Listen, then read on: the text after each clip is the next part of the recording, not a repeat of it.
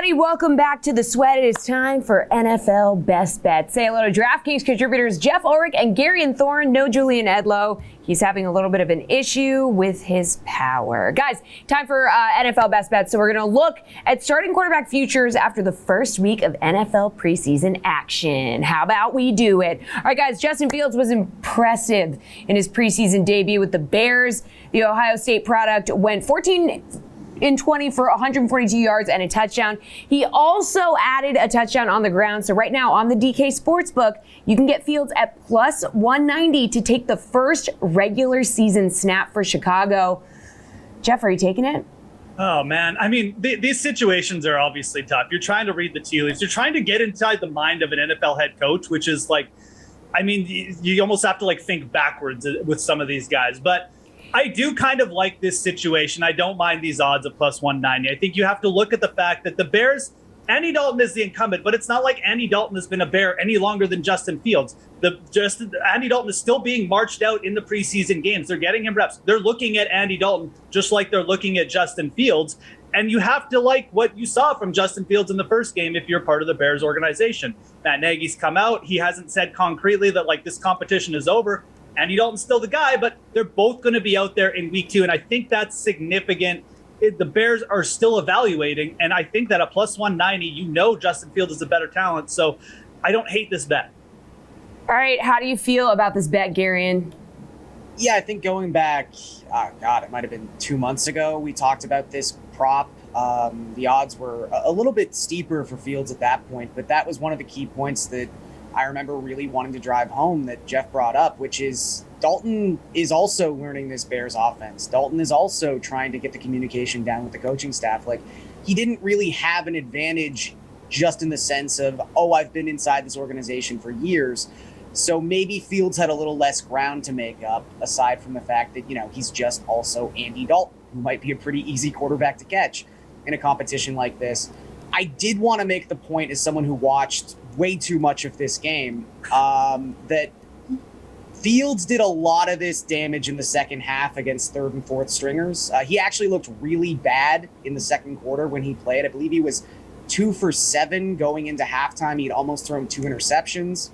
The Bears didn't score a point in the first half of this game, but that's sort of what reminded me that, Andy Dalton also looked terrible against the number 1 Dolphin defense in this contest. So I don't know. I don't think Dalton really got any more of an advantage in this game. And I think if you look at it, the only guy who could have taken a step forward in what happened on Saturday would be Justin Fields. So plus 190 is some nice value. I think at the end of the day, Dalton's probably going to start just because this is the NFL and boring things tend to happen when you leave it up to NFL head coaches. But yeah, it's not the worst bet. Okay, so third overall pick, Trey Lance, had a solid debut as well. 5 for 14 for 128 yards and a touchdown. That 80-yard bomb, though. He's plus 250 to take the Niners' first regular season snap over Jimmy G. Garion, has Lance done enough to tempt you into taking this number? No. I think this is the one, and I think most people probably felt this way because we were presented Trey Lance as maybe the highest upside quarterback in this draft, but definitely the most raw. A guy who was not going to be NFL ready right away. And, for as much as Kyle Shanahan, I'm sure, looked at that game tape and was salivating at what Trey Lance can possibly do, I think, again, you have to look at how these quarterbacks were sort of utilized in this contest. And unlike the Bears, who had Andy Dalton kind of go out there and play a couple, 3-4 series because they need to take a look at this guy, the plan was always going into this contest that Jimmy Garoppolo would play 1 series. Well, Garoppolo played 1 series. It just doesn't seem like right now the distribution of snaps is the kind you would see for a competition that is actually open. I still think Trey Lance is going to start at some point this season, but I don't think it's going to be. Geoff, what do you think? Yeah, this is one I would stay away from too. It feels like the 49ers, even with Jimmy Garoppolo coming off injury, like they're not really in a rush to like get him reps. It just seems set. This is what we're doing. We're starting conservative this year. We're going with Jimmy G. We're just going to try and not lose the games on offense and let our skill players, make simple plays and get the ball into their hands. Trey Lance, his performance in week 1 was a lot better than it looked on the stat sheet. So there is a door here because if he comes out and he just rips it in week 2, things could change real quick because some of the throws that he was making were, like Garion said, absolutely ridiculous. He did also have like 4 drop passes by the 49ers wide receiver crew, and he was up against the number 1 D-line for Kansas City for a lot of that game. I don't know what Andy Reid is doing, but they got a lot of reps. So it was a tough spot for Trey Lance, and he still ripped some absolutely mind-boggling passes. So a situation that could still flip on its head, but I'm not really expecting it to, and I don't really want a piece of this bet for Lance to start week 1 either. Okay, guys, one more rookie to look at here. Mac Jones. He saw significant playing time in the Pats' first preseason game against Washington. Now, he went 13 for 19 for 87 yards. So, the numbers don't exactly jump out here, but he did look significantly better than Cam Newton. So, Mac is plus 250 to take the first regular season snap for New England. Geoff, is there a shot that this happens? We know Bill Belichick isn't going to be like, I'm loyal to Cam Newton. No, you're right. I don't think he's going to be like that. And I don't think there's been any indication that that is actually happening. The more we go into preseason, and obviously Mac Jones having a solid week 1 in preseason has something to do with this. But the further we get, the more I'm starting to come over on this, that this might actually happen. The Mac Jones might be the guy they march out there. Just on top of looking like he's a slightly better fit for the Patriots offense. I mean, what do the Patriots have to lose here? I mean, with starting Mac Jones over Cam Newton. I mean, Cam doesn't really offer any kind of significant upside outside of maybe as a red zone rusher, but it really feels like, they've left this competition open. I mean, Cam is another guy. He's been there for 1 year. It's not like that big an advantage. And if Mac Jones is capable of just keeping the ball, in the Patriots' hands on offense, I mean, letting their skill players do what they do, I think this has a chance of hitting. So, plus 250. This one is much more appealing to me than the San Francisco situation right now, which seems a little bit more, just set in stone. I think that with the way Cam Newton's been over the last year and a half with the Patriots, which is not spectacular, that there's a real wide door open here for Mac Jones to potentially even take this in week 2 of the preseason. Garion, if anyone is going to make a YOLO exciting decision, it's going to be Bill Belichick. Yeah, known for fun. Yes.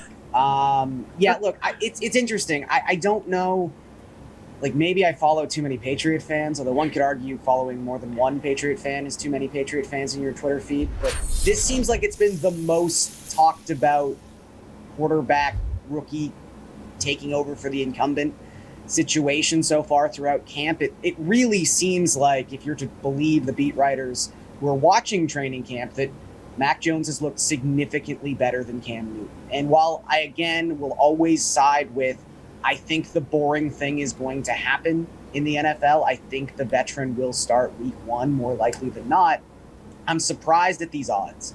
The fact that they are plus 250, like Trey Lance, instead of plus 190, like Justin Fields, I'm not saying it's going to happen, but I do think they're the best odds we've talked about so far. And I think that, Geoff said it. Cam Newton was very unimpressive last season, only 5.44 adjusted net yards per attempt. And those numbers are almost, I don't want to say they're inflated, but this is someone who was pretty good to start the season and then tapered off significantly his past 7-8 starts of the season. So it was bad. And I think they're looking for a solution in New England. And if Jones has really looked as good as we're led to believe, these odds are too long.